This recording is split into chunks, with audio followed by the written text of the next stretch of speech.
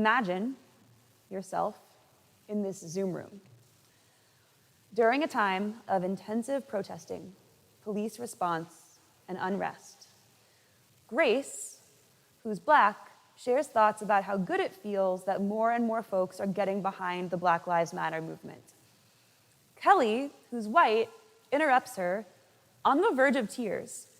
She shares with everyone that she wants to make sure they know that she was tear-gassed protesting last night and that it's been really hard on her emotionally. Grace replies bluntly that while she's grateful that Kelly is part of this movement isn't about her, and she chose to be there at the protest. Grace goes on to say that countless Black folks have experienced violence and death at the hands of police just going about their own business, walking down the street and getting lynched. That's what this movement is about, not voluntary protesters getting tear-gassed. Grace emphasized that she embraced Kelly's part in the movement, but that Kelly can't be making the conversation about herself. So what would you do if you were Kelly? And what would you do if you were one of the other people on the Zoom? Here's what happened in real life to my friend who I'm calling Grace. A bunch of folks private chatted her, saying things like, "You're so right, it was totally wrong of Kelly to make this about her, and way to go for telling it like it is, so brave and important," etc. I imagine they felt like they'd supported Grace in her truth-telling, an important Jewish value, truth, and avoided embarrassing Kelly, another important Jewish value. Meanwhile, Grace had nobody publicly back her up and feels alone in a tangible way. After she spoke, there was radio silence on the call. Kelly ended up apologizing to Grace several days later, but I remember how upset Grace was when this first happened. During an incredibly difficult week for so many Black Americans around the country, Grace was asked to comfort and publicly appreciate Kelly. That just wasn't right, and so she spoke up. In 21st century American English, folks might say that Grace called Kelly out. But Grace actually used a different phrase when she told me the story. She said she'd called her in because she'd tried to frame her critique within welcome to be part of the movement, but pointed clarification around what the movement was about. In Hebrew, we might say that Grace gave Kelly tochacha, or rebuke. And if you think that call-outs and their less well-known cousin, call-ins, have been a major topic of discussion in the last few years, you should see all of the ink that's been spilled over the ages on tochacha. It all starts about halfway through the Torah with Leviticus 19:17. The Israelites are commanded, "You shall not hate your kinfolk in your heart. You shall surely rebuke your kinsmen, but incur no guilt because of them."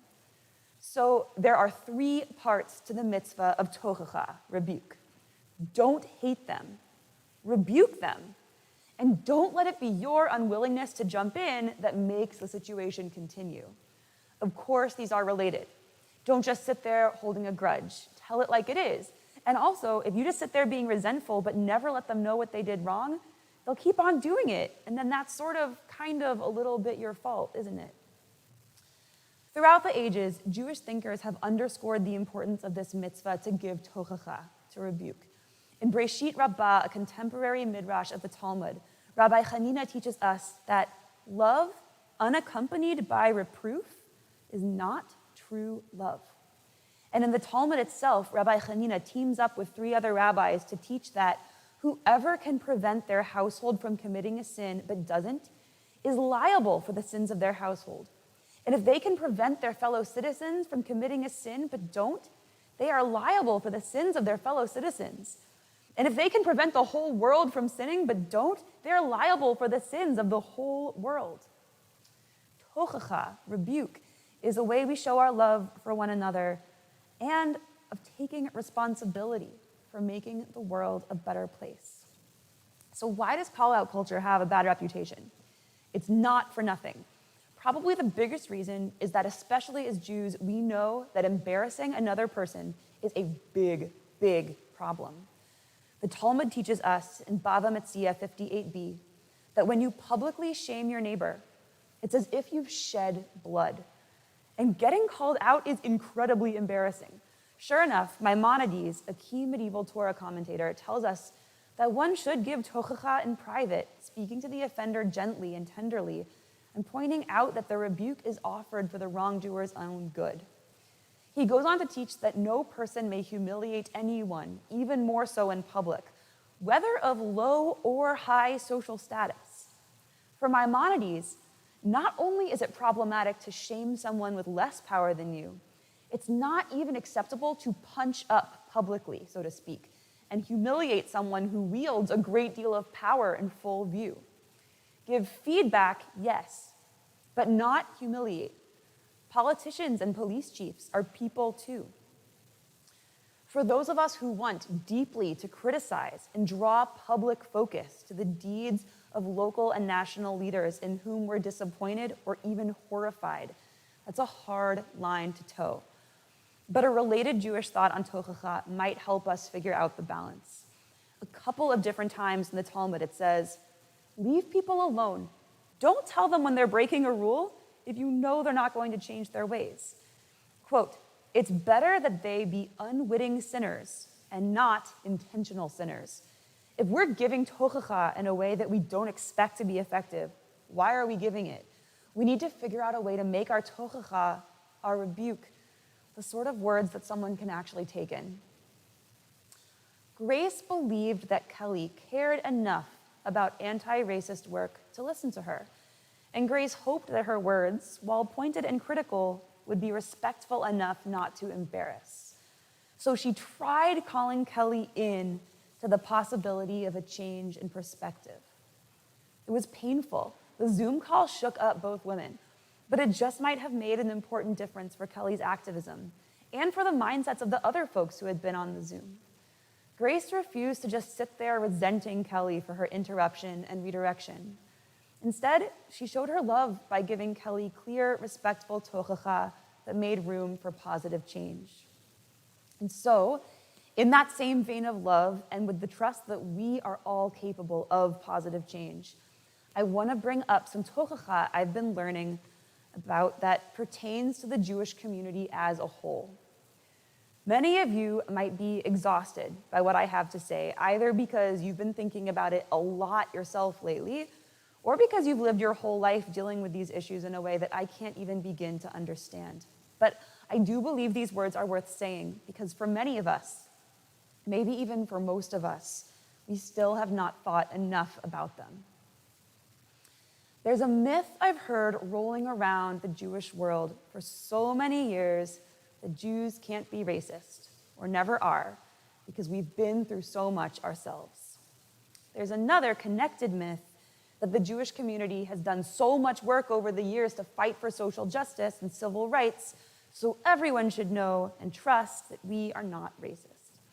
As if no Jews enslaved Black people in the American South. As if no Jews supported Jim Crow laws back in the day, or tolerate mass incarceration and police brutality today. The idea that all Jews are necessarily free of racism and racist acts is not just false, it's harmful, because it gets in our way. It stalls and distracts us from making critical changes in our communities. If you stop and think about it with me, I hope you'll realize that in many ways, we as a people have been actively racist. We pride ourselves in being approachable, kind, and welcoming communities. But a quick Google search will unearth countless stories of Jews of color sitting down for Shabbat dinner at a Chabad or a Passover Seder at their Hillel, only to be given the most doubtful looks and questions that imply some serious uncertainty that they know what they're doing. You'll find stories upon stories of Jews of color being asked about their conversions, which, by the way, is not a kosher question, according to the Talmud, or their family backgrounds. You'll even find stories, so many of them, of Jews of color being interrogated about what they're doing in the very communities in which they should be able to feel the most at home. That pointed questioning, that sense of ownership of other people's stories, that not so subtle insinuation that fellow Jews don't belong, that would be bad enough. But that's not even all that goes on. We all shake our heads when disgraced politicians' old blackface pictures get unearthed. But how many of us have seen blackface or something similar but just not involving face paint at a Purim party over the years and said nothing? At first glance, it may seem small compared to the horrors of violence against Black lives in our country, but I can't imagine that the sort of culture that allows for the one might not eventually enable the other. I'm nervous to focus on this tochacha tonight for a few reasons. First, I know that even though anti-racism is an important part of my life and thinking, I'm not blameless on this front. And second, I know that a lot of you listening have been in this fight much longer than me, so who am I to be telling you about it all? And third, many of you listening are Jews of color yourselves, and my words may very well be landing for you as simply exhausting and not what you needed for your Kol Nidrei, or woefully lacking in some way. I'm sure they are woefully lacking in some way. Part of that lack has got to be this double bind. I strongly believe that white people like myself have to be talking about white supremacy and struggling toward anti-racism regularly and openly. And I strongly believe that these statements made by white people are always going to leave out important nuance, experience, and perspective. Perhaps the biggest piece of tochacha that I've received on this topic and have been working on is that in every fight for justice in which we find ourselves, we must centralize the voices of the people most impacted.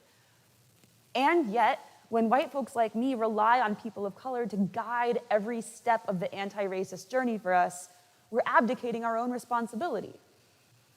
I'm incredibly grateful for the Anti-Racism Task Force of the Hill Chavara and the work that they're preparing to do. I know that they're guided by that principle of centralizing the voices of people directly impacted by racism. And I'm also very grateful that their members will be holding space for a discussion on these words and the questions that it brings up tomorrow afternoon over Zoom. So I hope that if these words are bringing up ideas or feelings for you of any sort, and if spending time connecting with folks to share those feelings and ideas would be helpful for your Yom Kippur, that you'll consider joining in. It might be worth taking a moment to just think back to a time when we've given tochacha around racism or racial justice, recently or not. A time when we've given tochacha on these issues. And it might also be worth taking a moment to think back to a time when we've been on the receiving end of it. In these instances, how was the tochacha given? How was it received? What was its effect?